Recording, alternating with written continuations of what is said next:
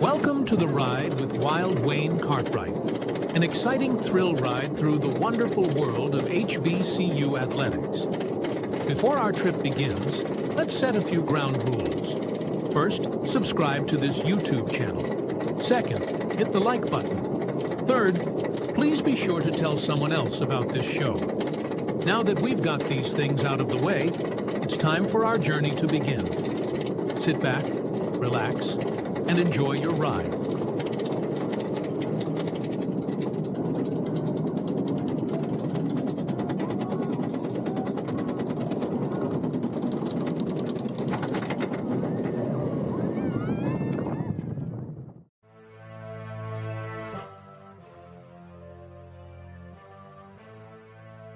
Well, good evening, everybody, and welcome back to another spectacular issue of The Ride on a Sunday night. You know what to do. You saw the pre-intro on the introduction of The Ride. Make sure you hit that like button tonight. Make sure you subscribe, and make sure you lock in with your boy Wild Wayne. You know what time it is.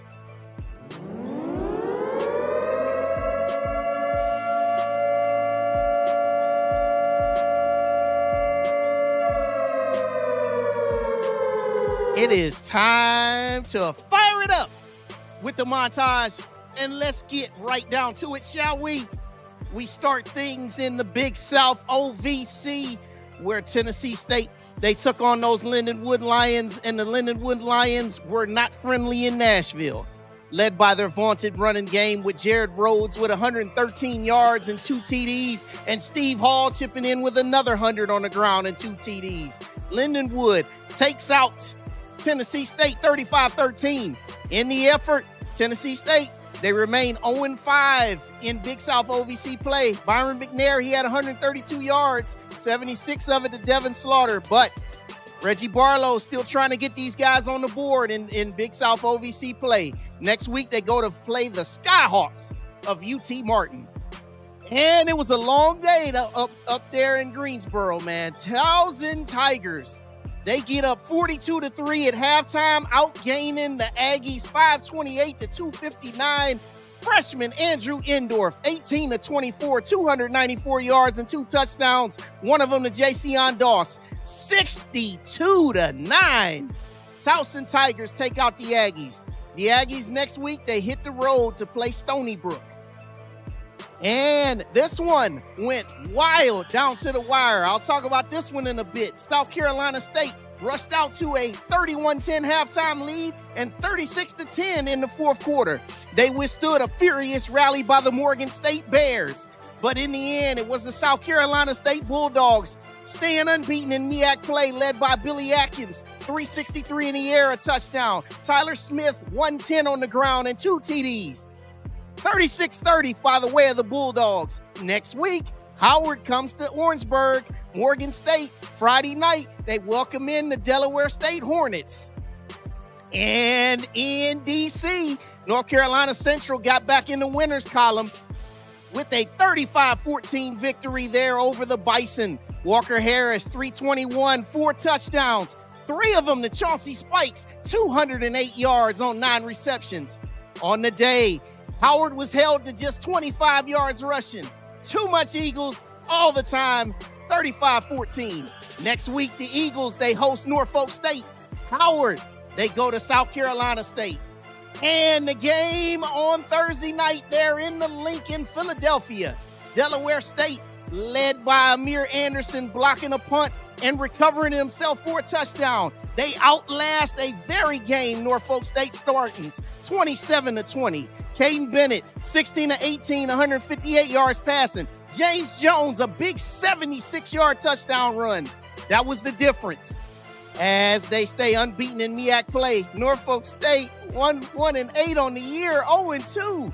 Oh, next week, Morgan State and Baltimore for the Hornets. Norfolk State, they stay on the road and go to North Carolina Central. In the SWAC, man, Southern, 40-21, they go down in Pine Bluff. The UAPB Golden Lions, a complete effort. Christian Peters, 231 in the air, 2 touchdowns. Jalen Jennings, 99 himself on the ground. It didn't matter who was playing quarterback for Southern. It could have been you. It could have been me. It was Ashton Strother. It was McCoy. It was not their day. 40-21. UAPB next week, they welcome in Florida A&M, while Southern, they go to Alcorn State. There in Daytona, the Bethune-Cookman Wildcats stay in the race in the East. Led by Javon Ross returning the opening kickoff, 85 yards for a touchdown. Cam Ransom, serviceable, 154 passing, a touchdown, a rush TD himself. Scott and Robinson each had 12 rushes, 55 yards. Man, Delta Devils, they fought hard in this one. Josh Brown, he threw it 57 times for 418 yards. But in the end, it was the Wildcats holding off the Delta Devils 42-34. Next week, Bethune-Cookman, you need to get this one at Grambling. Valley, they welcome Jackson State. And, oh man, I'm going to talk about this one too. Grambling, they outlast the Alabama A&M Bulldogs in the battle of third and fourth string quarterbacks. 13-10. This was a big punt return by Delano Franklin for 64 yards. That was the game winner. And Grambling is 6-3 on the year, 3-2 in the SWAC. Next week, Bethune-Cookman comes to the hole. A&M, they welcome Prairie View. How about this one for everybody? Alcorn State Braves play their best game of the year. They pound Texas Southern right out of Houston, 33-14. Jalen Tolbert, 20 out of 24, 222 yards and a touchdown. Reggie Davis, 3 touchdowns on the ground. KJ Cooper, he had to throw it 52 times because they couldn't run the ball all day. Alcorn State, you ought to be proud about this one, 33-14, putting a big damage in the hopes of Texas Southern winning the West. Next week, Alcorn State, they stay at home. No reservation against Southern. Texas Southern, they look to stay alive against Alabama State. The big one down there in Bragg, it was all running, and then more running. Ahmad Miller, 165 on the ground. Denario Davenport, 112 on the ground. These boys rolled up 392 yards rushing, en route to a 41-16 beatdown of the Rattlers there in Bragg last night. Jackson State, they still have control of their own destiny in the East. They sit there at 4-1 next week as they hit the Golden Valley. And then FAMU, they go on the road to play Pine Bluff. And last but certainly not least, the big game of the week that went down there in Prairie View.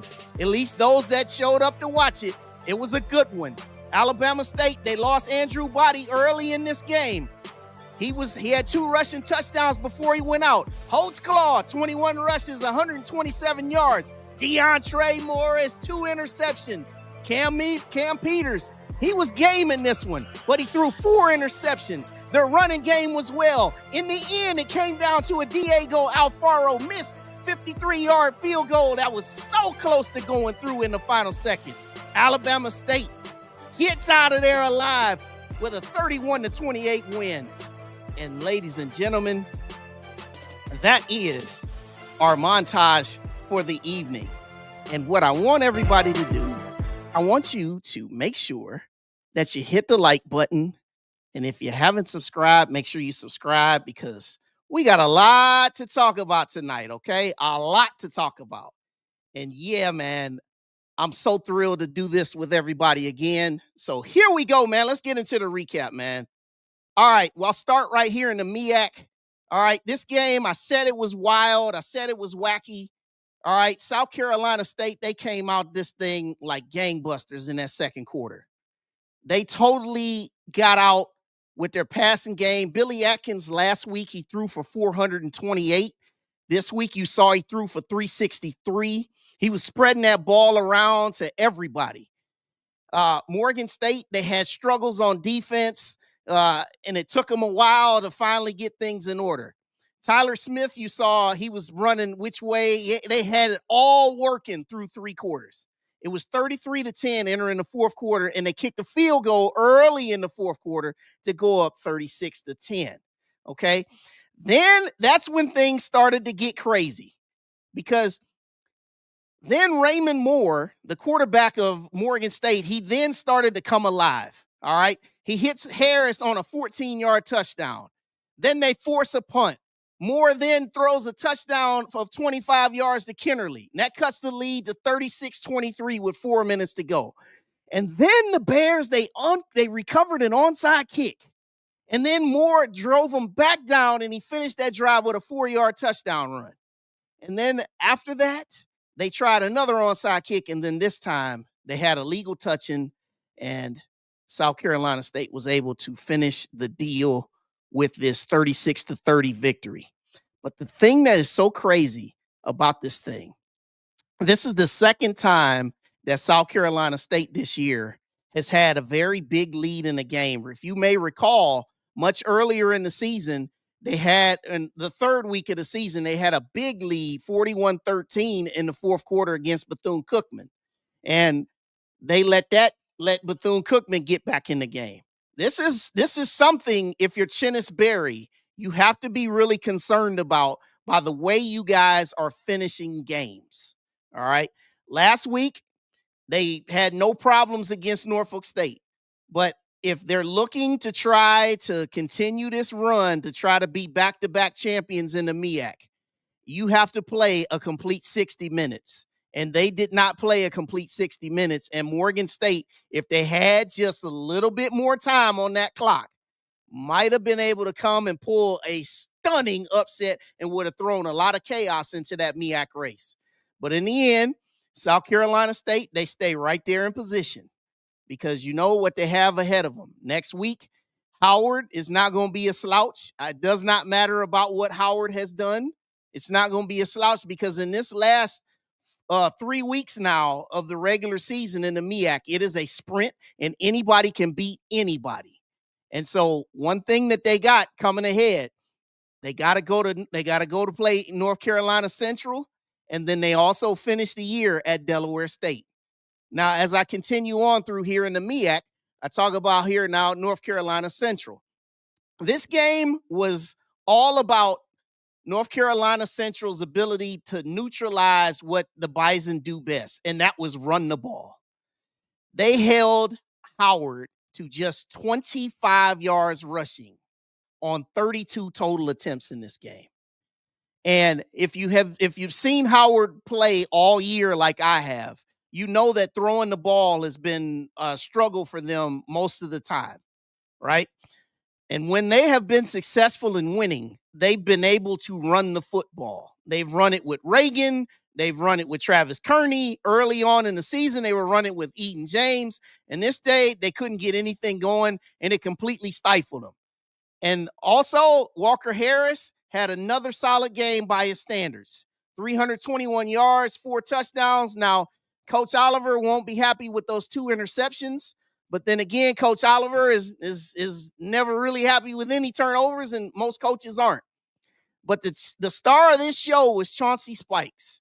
9 catches for 208 yards and 3 touchdowns. It did not matter who Howard had in their secondary trying to cover this young lad. He was not to be stopped yesterday. And the thing that North Carolina Central is going to kick themselves for, if they're not able to get and win the MEAC, because they need a whole lot of help at this point, being 1 down in the standings to Delaware State. If they're not able to come back and win this thing, they're going to kick themselves by the opportunities that they let go last week against Delaware State. Because offensively, these guys have things working. And really, for Howard at this point, you might be reduced to playing the role of spoiler because they needed to win this game to stay unbeaten in the MEAC to really give themselves some hopes. And really what they have coming up, they still got Delaware State. They go to South Carolina State. And so it's going to be pretty much tough for Howard to try to get back in this thing. But great job for the Eagles. They got a win, and they shut down Howard trying to run that football. And now to a game that most of us saw on Thursday night. I know I did. I watched this thing from start to finish.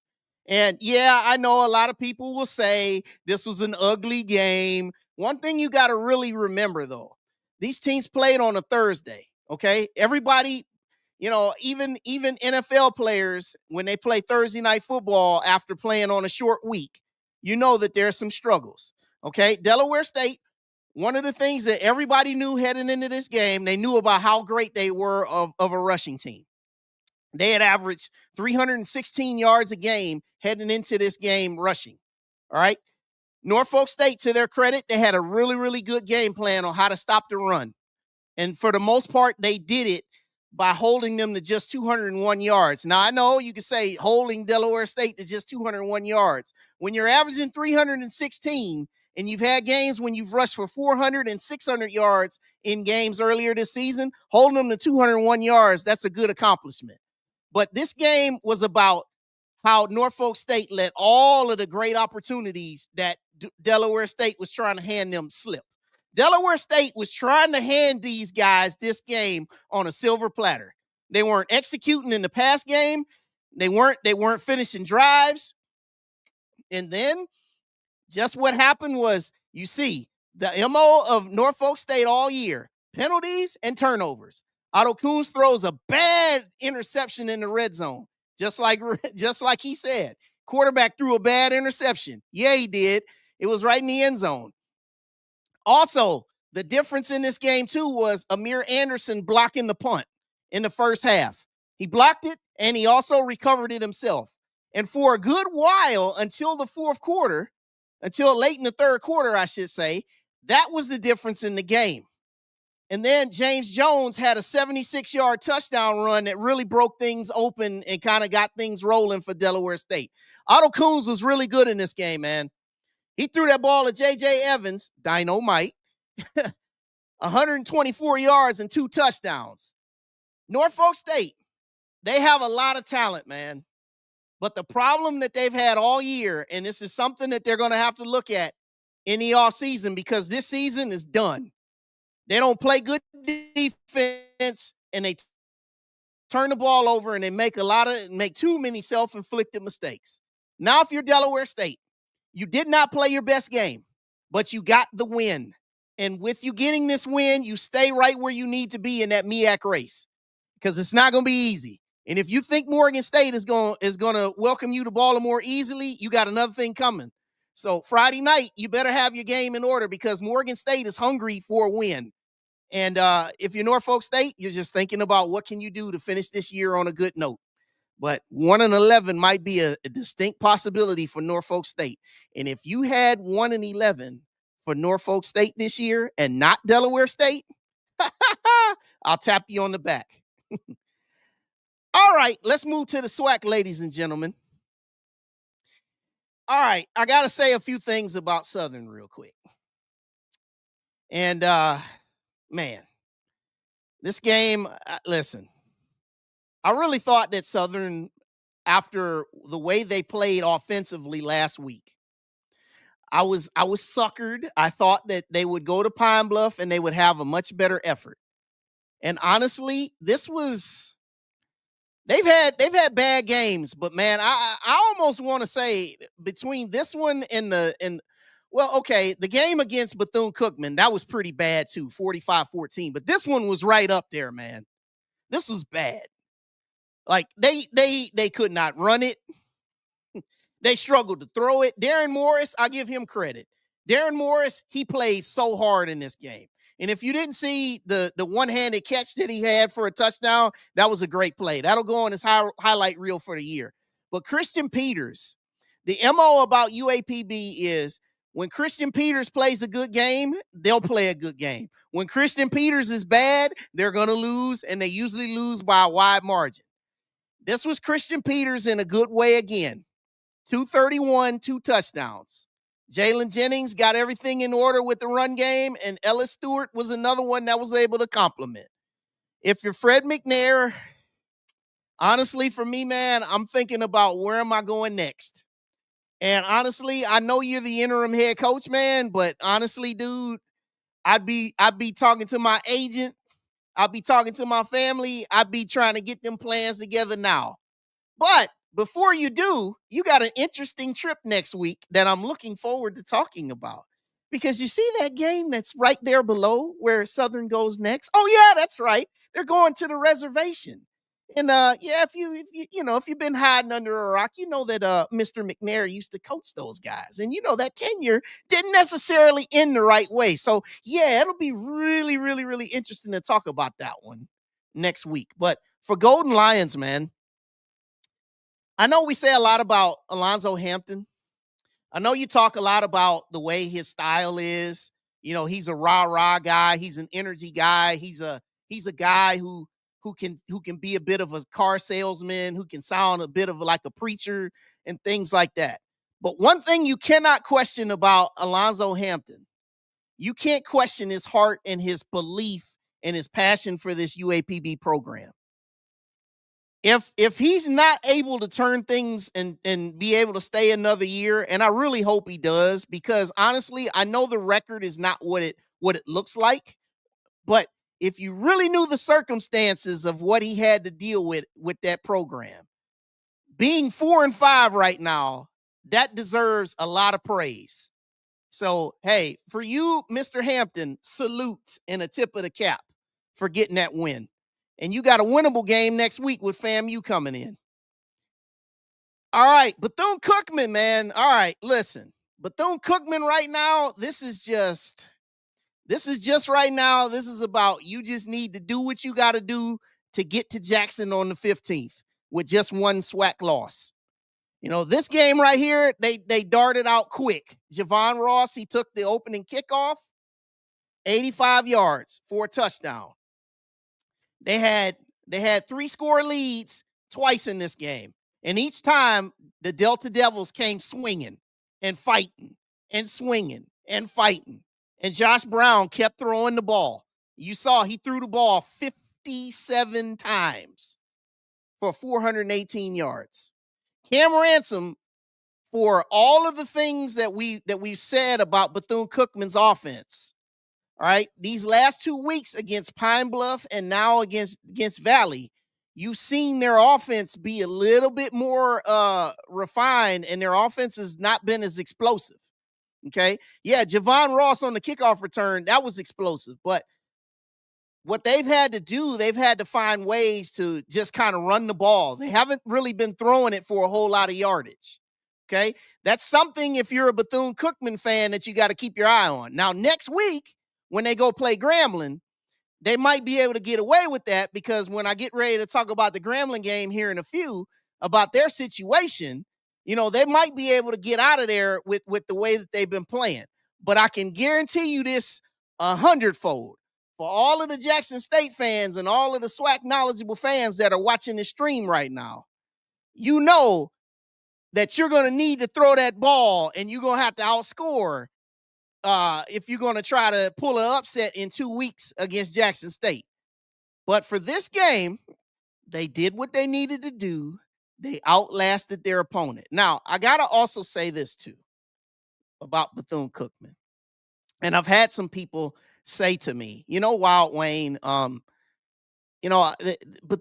isn't that good. And they say, well, the SWAC is just really bad. They're just taking advantage of bad opponents.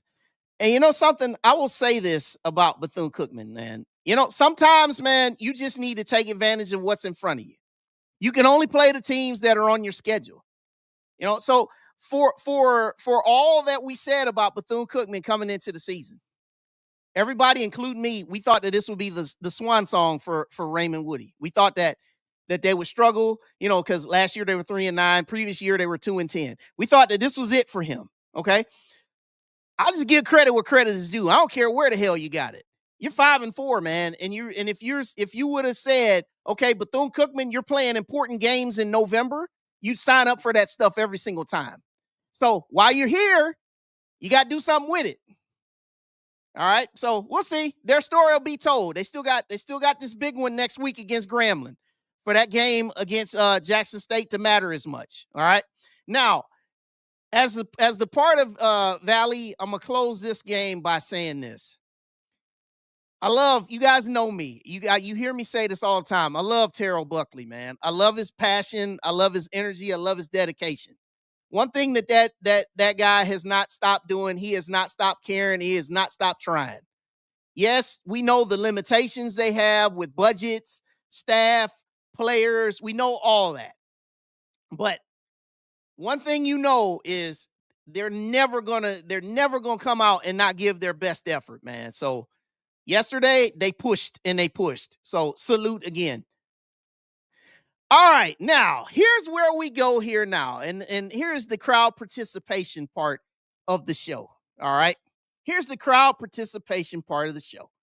First of all, if you're watching, make sure you hit the like button. And if you're watching me for the very first time, or you watching me, you checking in, you have not subscribed, do your boy a favor, hit that subscribe button, man. We're getting close to 1,000. We doing pretty good here. All right. Here's where this stuff gets real crazy, man. And I've got some videos and I've got some interpretations to show y'all, okay? Because I saw a whole lot of talk all on Facebook about interpretation of rules and this and this and that, about the controversial play that's at the end of the game. Now, everybody here, you know I'm an Alabama A&M grad, but I want to say this, man. What I'm getting ready to tell you is not from an Alabama bias standpoint. Not from an Alabama A&M bias standpoint is not where this analysis is going. All right. First and foremost, Eamon Derensburg was the third string quarterback for Grambling. He gets injured on the second drive of the game, and he's gone for the rest of the game. And Hayden Benoit, a true freshman, is the fourth string quarterback. Now, is saying A&M only 10 points. Well, Mr. Carey and everyone else, J.D. Davis is also our fourth string quarterback. So it was the battle of the four stringers. And also Grambling, they ran a lot of wildcat formation. So that's what happens when you don't have quarterbacks, man. J.D. Davis actually played serviceably in this game. But yeah, both teams were down to their fourth string quarterback. Okay, now here was the play of the game. Here's the play of the game. The first play of the game. This is the punt return that Delano Franklin had.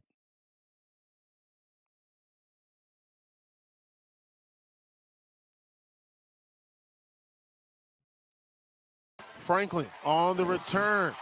Franklin still on his feet. He's gone. Franklin in the open field. All the way to the house. Touchdown, Grambling State. Boy, big punt. And here it is again. Kick. Yeah. Franklin on the return. Franklin. Shout out to Franklin, man. Franklin. Great play. In the open field. All the way to the house. Okay, so we know about that play. But here's the play. Here's the play right here. Here's the play. Line. Long field goal at very best. Oh, and the ball is on the ground, still on the ground, and it looks like Alabama A&M has recovered a flag on the play. Now I'll let this whole thing play. You get two big special teams plays. Grambling makes a special teams miscue, and Alabama A&M, what did he say? Special teams must be special. And you couldn't ask for a better play to happen right here. Not sure what the penalty marker comes in on this particular play. Then the next question is, was the ball recovered in the field of play? There's the other question. And would there be enough to turn that? Officials want to make sure that they get it correct late in the ball game. Watch the replay, and then I'm going to talk about it. Ooh, I think this one's going to go against Alabama A&M. Wow. Catcher's interference against Alabama A&M. What a break for the Grambling Tigers and heartbreak for A&M. Wow. If you're Grambling, you're breathing a sigh of relief. Let's see. Okay, I'll pause it right here. Okay. Now, Mr. Muhammad, I've got something here, because you know Wild Wayne don't come unprepared. Also, you said those are the rules. Argue with the NCAA. Okay, here we go. First off, all right, everybody can sit here and say that, oh, he didn't have enough room to make this catch. Okay, yeah, it was a fair catch. But look around here, guys. That's about 3 yards of coverage right there. That's 3 yards. 3 yards, man. Okay? 3 yards. That's all I mean, y'all see the same thing I'm saying? See the same thing that I'm seeing right here. Okay? Again, I would say this regardless of what team it was. Okay? I'll be pounding the table regardless of whatever team. Okay? So I'm gonna say this here. I see all of the different comments. Okay, all the different comments. Now, here's what I have right here. And yes, for those that said that, well, I know the rules. Well, guess what? Here's the NCAA rules right here. Okay, NCAA rules, and yes, this is from the 2025 version. And the way that they have this, they have it outlined by a scenario. Okay. This is under NCAA Rule 6-4-1 under interference with the opportunity. Okay. Now, I saw something that somebody also said. They said that there's a halo rule. You're supposed to be in the halo. They got rid of that halo rule for fair catches and kick catches. They did away with that 22 years ago. Okay. So clause 13 is what applies to this particular rule right here. All right. Let's say B44, which is Franklin in this case. He's in position to catch the ball at the 11-yard line. While the ball is still very high in the air and well before it comes close to Franklin, A88, which is the Alabama A&M defender, runs directly in front of him, but within a yard. He was actually 3 yards off, but he wasn't near him when the ball arrives. Okay. In this case, Franklin tries to catch the punt, fumbles it. Okay. Then he was tackled. Ruling, no foul. Should not have been a penalty. Okay. Should not have been a penalty. Period. And this is the rule. Because this is one thing I gotta say, man, is I can't be a guy and go on my show and sit here and pound the table and say it was a bad call without actually showing why it was a bad call. Because that's the thing we got to do as fans, man. One thing you got to do, if you don't know the rules, that's fine, but you can look this stuff up just like I did. But this right here, Tigers and heartbreak show it for here again A&M. from this point. Wow.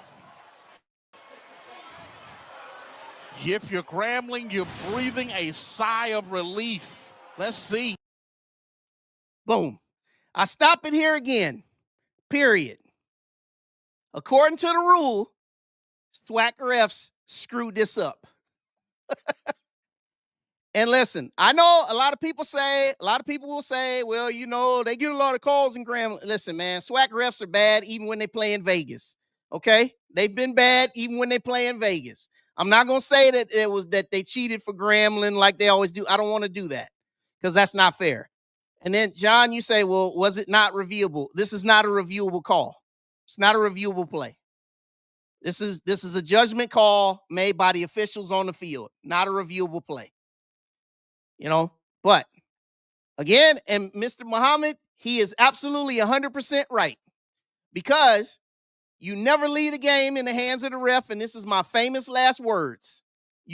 People like to say, well, we got screwed over by a bad call. Well, you shouldn't have put yourself in a position to get screwed over by a bad call, because we did. We had plenty of opportunities throughout this game. And honestly, Grambling could do nothing against us. Couldn't do anything.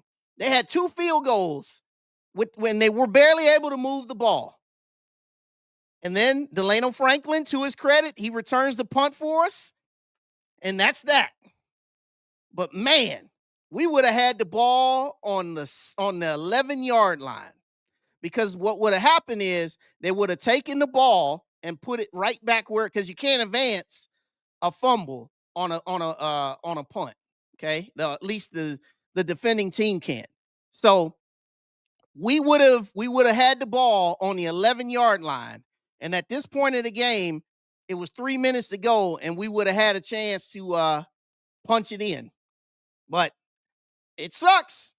It sucks, man. And you see the rest of the play. He fumbles it. We actually would have had the ball on the 9-yard line. But anyway, I digress. But you guys get it. But that's the rule. And, it says, well, can't the conference do something about this? Yeah, after the fact. You guys know that. You guys know they'll do something after the fact. And you guys know, just like when you watch professional sports, they'll say, we're sorry. We should have blew the whistle. We should have made a call. We made a bad call.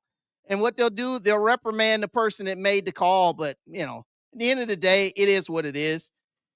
For Grambling, hey, take this thing and move on with it, man. Handle it. Do what you got to do. Do what you got to do. I see what everybody's saying. Permanently suspend some officials. Hey, he said, let that hurt go. Hey, ain't no hurt here, man. Because listen, I knew where our season was headed even before this game. So, but hey, we'll move on. All right. Now we go here. Man, oh man. This was a shocker, y'all. This stunned the hell out of me. And I know if you're watching in the comments, man, you tell me how much this stunned you. All right. Even Alcorn fans had to be stunned with how well they played. Everybody, make sure you hit the like button here. Even Alcorn fans had to be stunned by the way they played this game. Man, listen.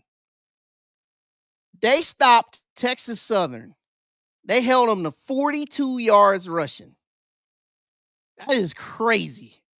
42 yards rushing. And then also, here's the other thing about Alcorn. And Quentin Major said, we not. It's about time. You're right. And he said, they finally got out of their own way, which is about where I'm going with this. Alcorn, what they did, they played defense. They forced Texas Southern. They had 11 possessions, did Texas Southern during this game.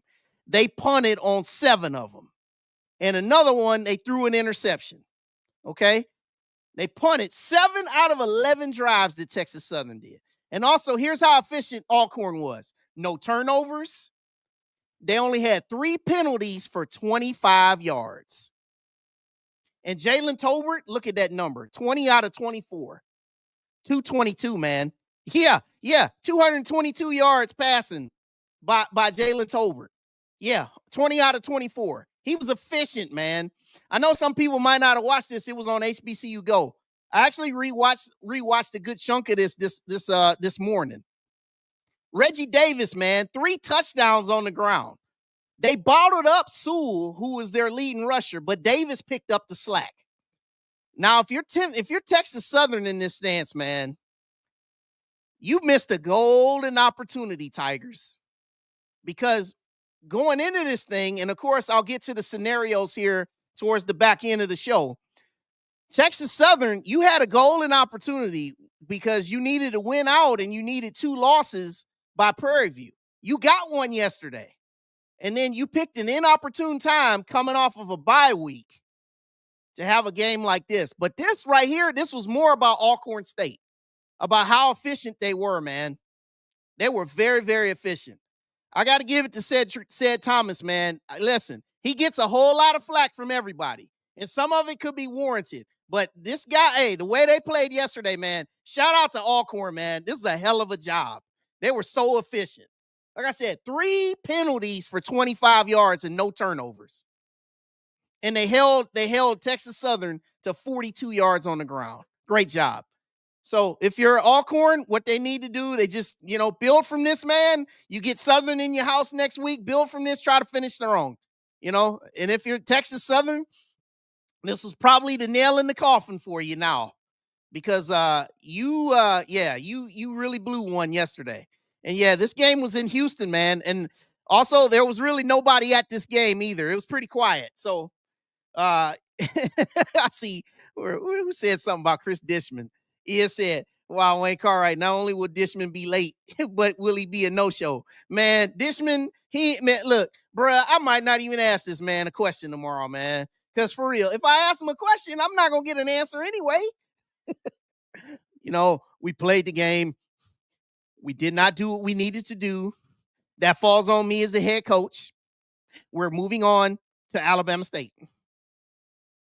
That's it. That's all he going to say. We're moving on to Alabama State. Next week is another week. We're moving on to Alabama State. All right. Let's go here to Jackson State. And I got a lot to talk about in this game, man.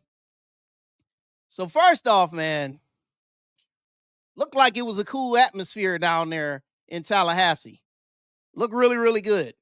This game was competitive for a half.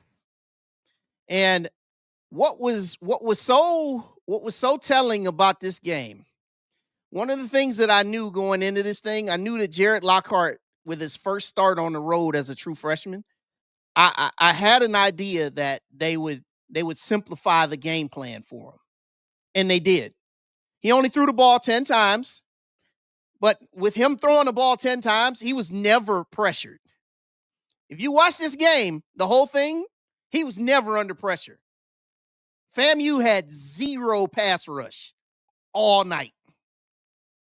And that's something that Colsey definitely talked about in his post-game presser, about how they weren't able to get any pressure on whenever Lockhart tried to step back and pass. He had a lot of time to throw, right?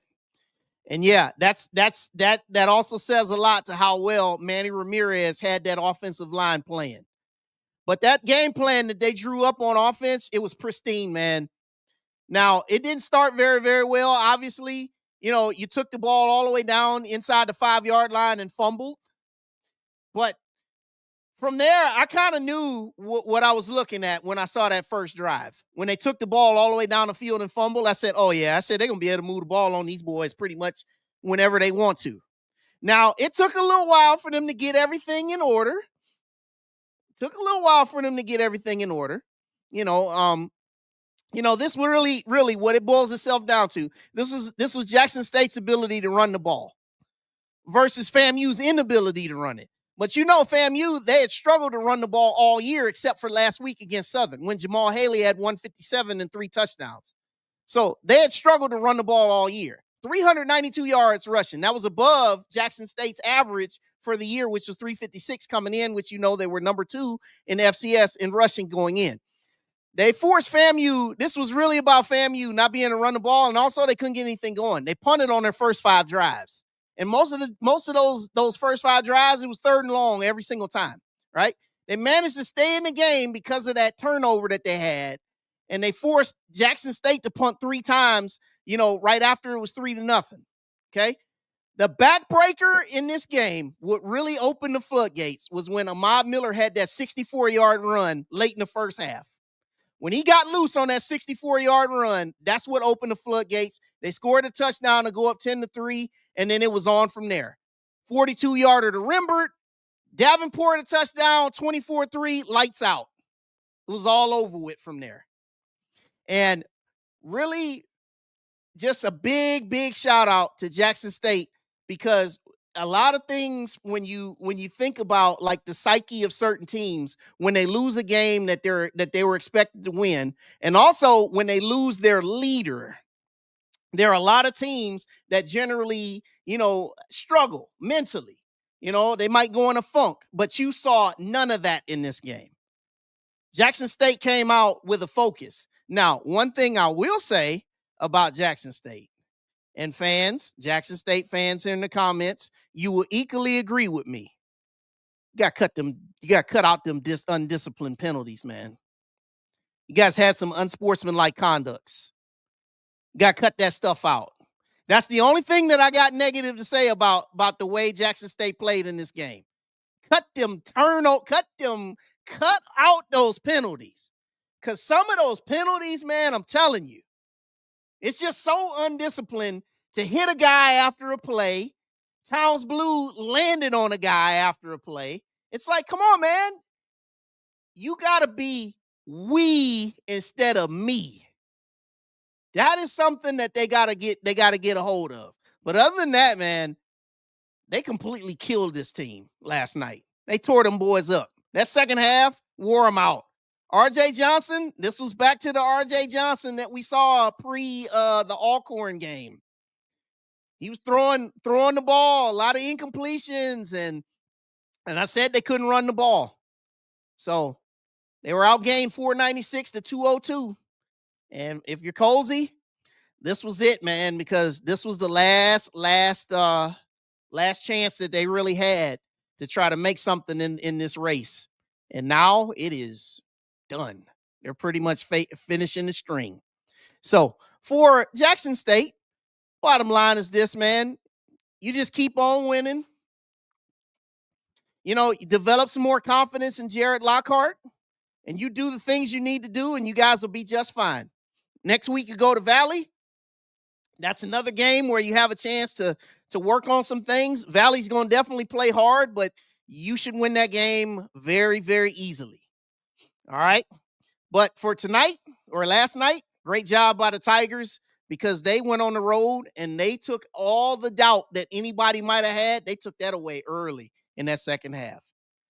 And now we'll talk about the game that went back and forth, man. Crazy, crazy game down there in Texas. Crazy game in Texas. And, Andrew Body, he left this game early. I saw a lot of different reports about it was a shoulder injury. It could have been a wrist injury. It looked like it was a hand injury.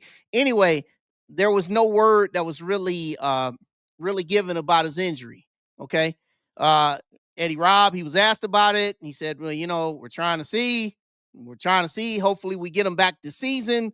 When you heard him say, well, hopefully we get him back this season, that leads you to think that he's probably going to be out for a little bit. Okay. But what they did when Body left the game, they relied on that run game. Jamari Holtzclaw definitely filled in with 127 yards rushing. But this game was about Prairie View just not taking advantage of the opportunities that were in front of them. They led this game 14-0 after Body fumbled. They got the opening kickoff. They took it down. They scored a touchdown. They got it back after Body fumbled. And then Peters throws a touchdown to Ojo. It's 14-0. And then everybody's like, oh boy, wow, what's happening?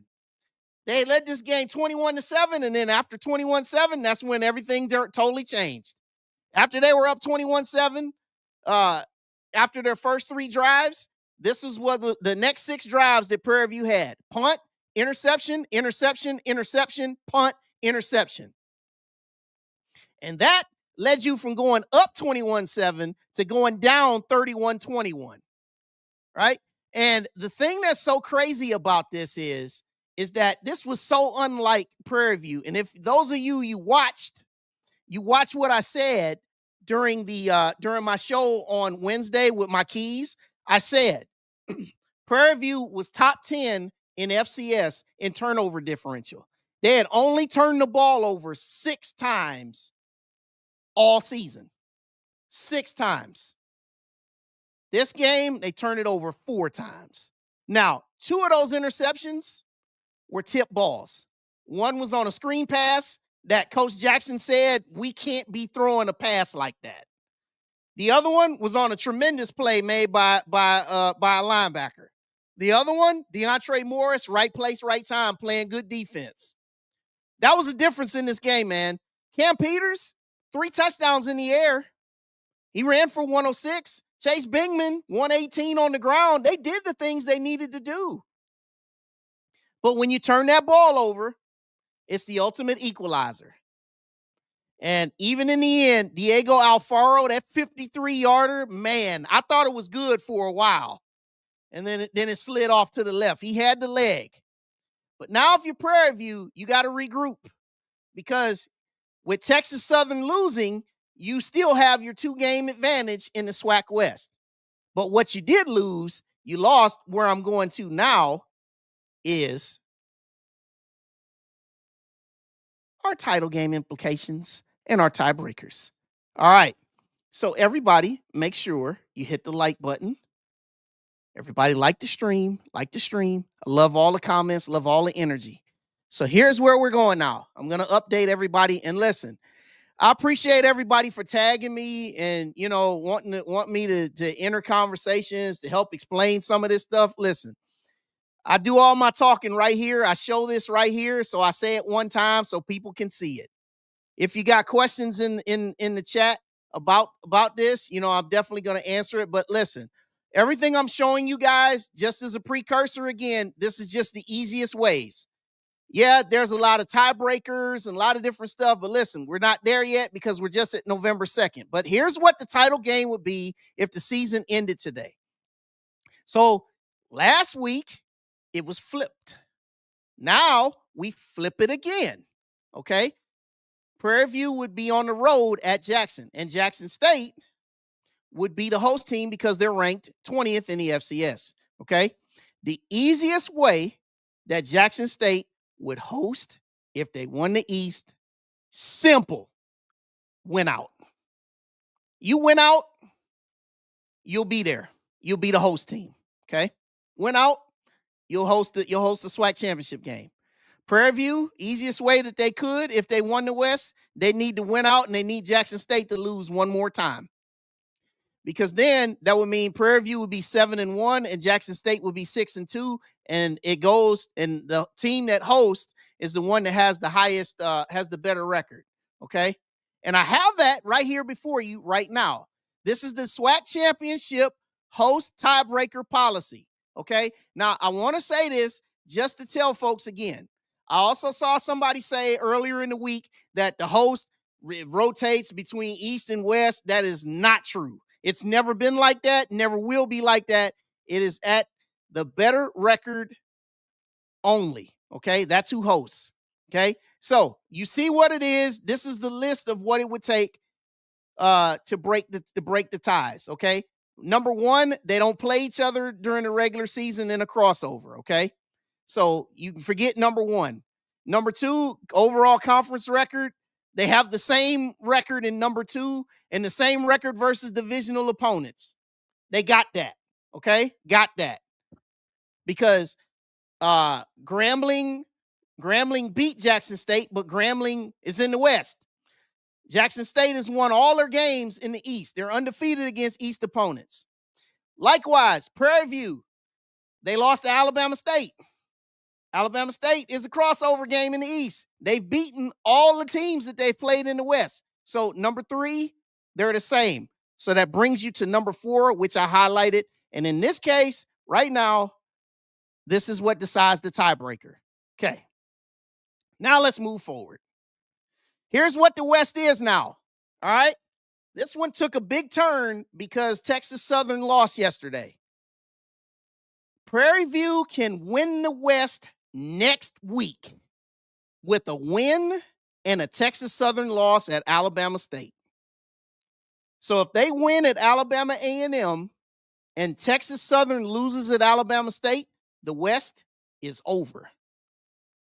And you say, well, how, Wild Wayne? Well, the reason why it would be over is because Texas Southern would have 3 losses in conference play. Okay?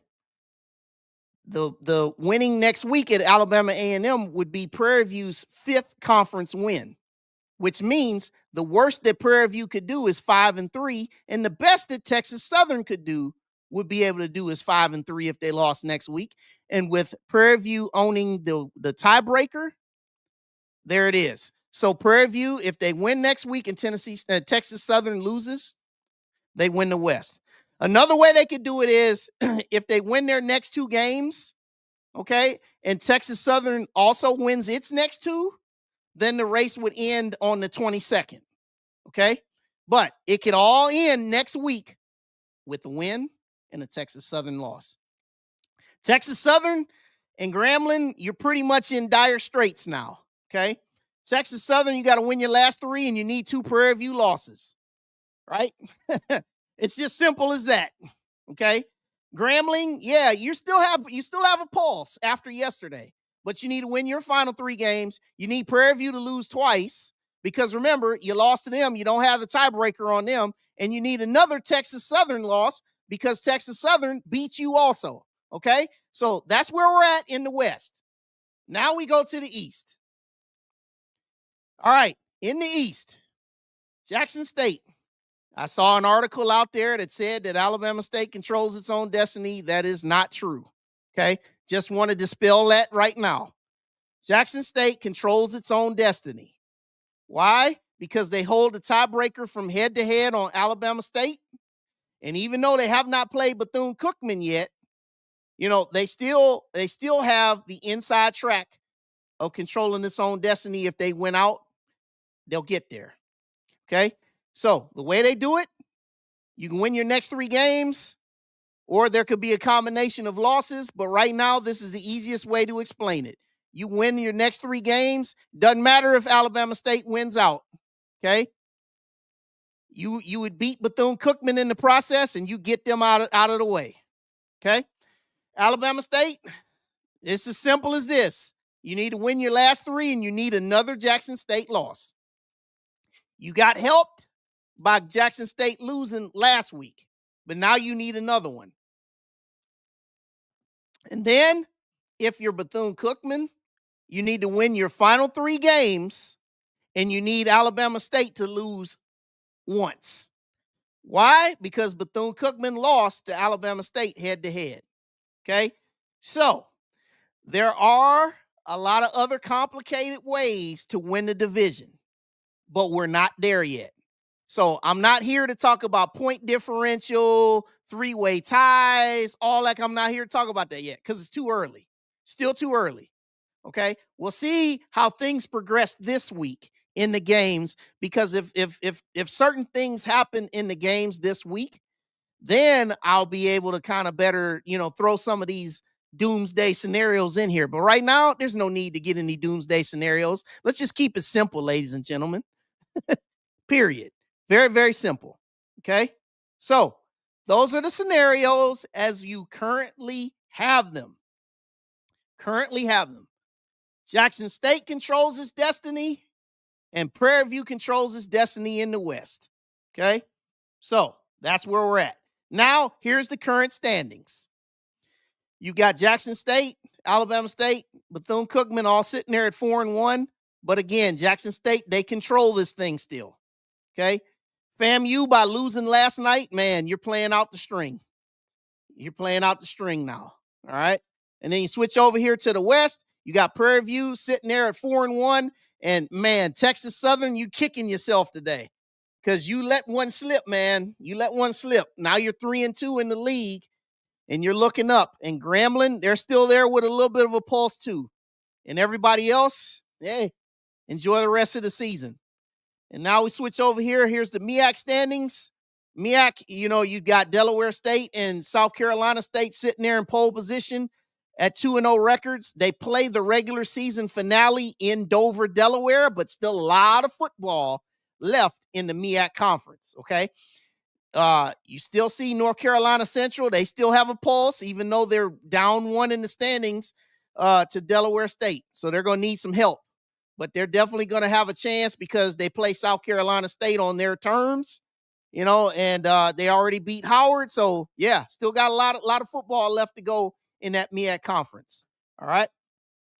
Now, we go to our ride tokens for this week, ladies and gentlemen.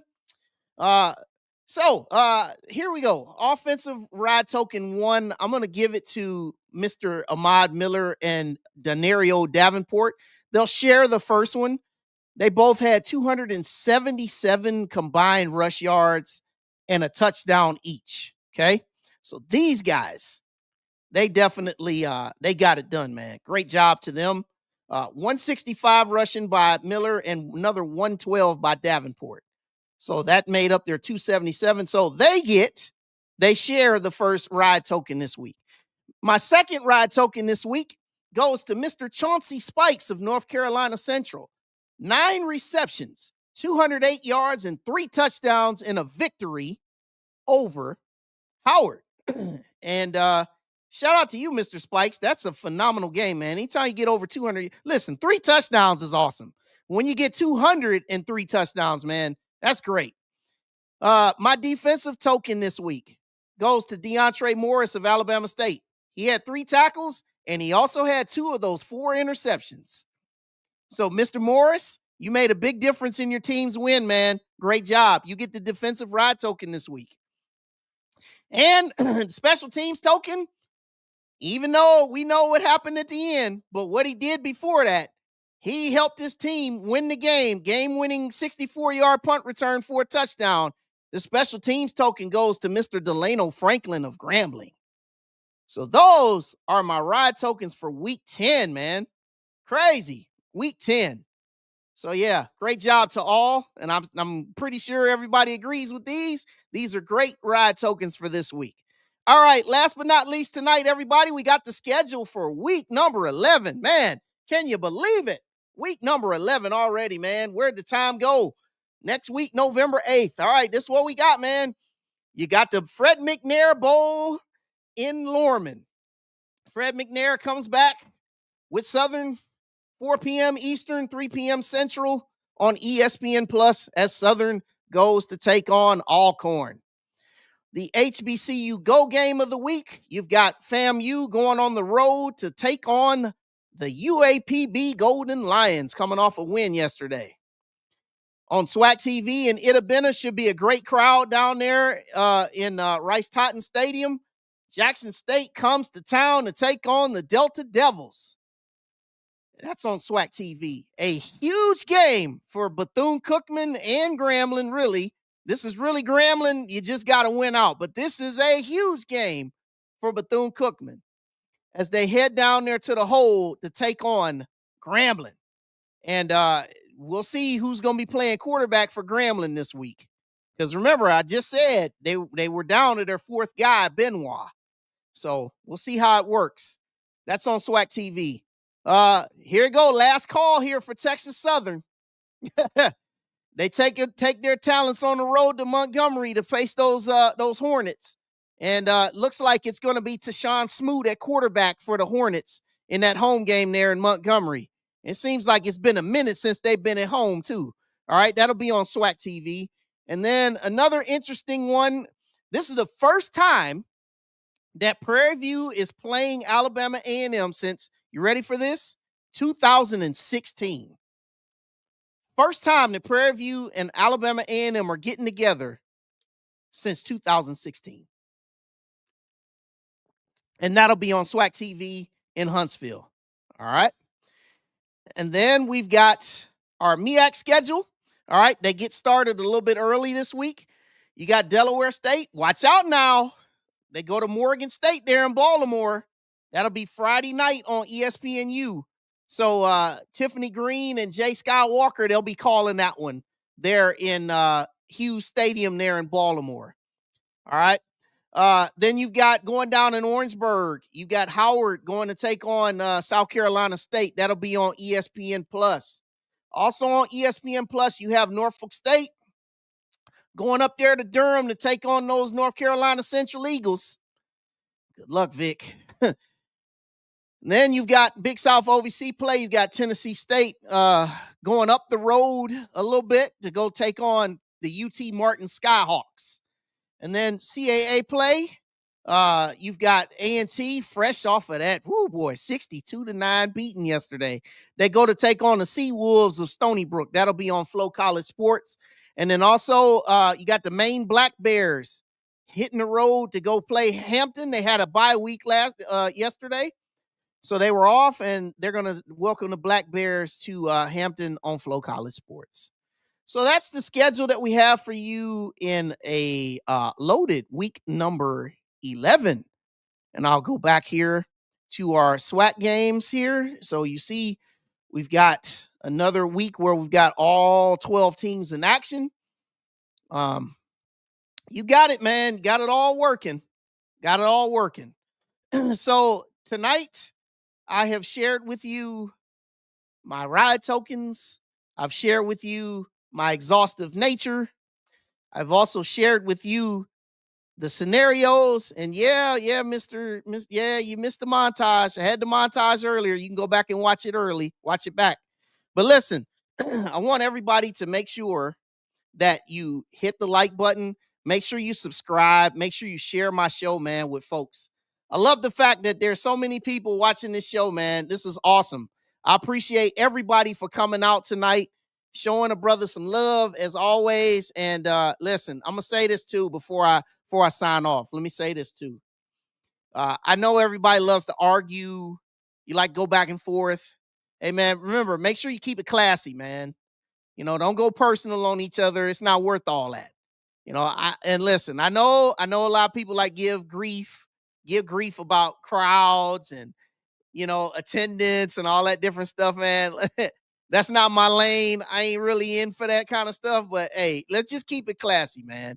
And also, when it comes down to the scenarios and clinching and all that stuff, and man, just direct folks to see what this video was, man, because they'll see what it is. Because a lot of folks out there, they just be saying stuff, man. But yeah, I love everybody, man. Love everybody.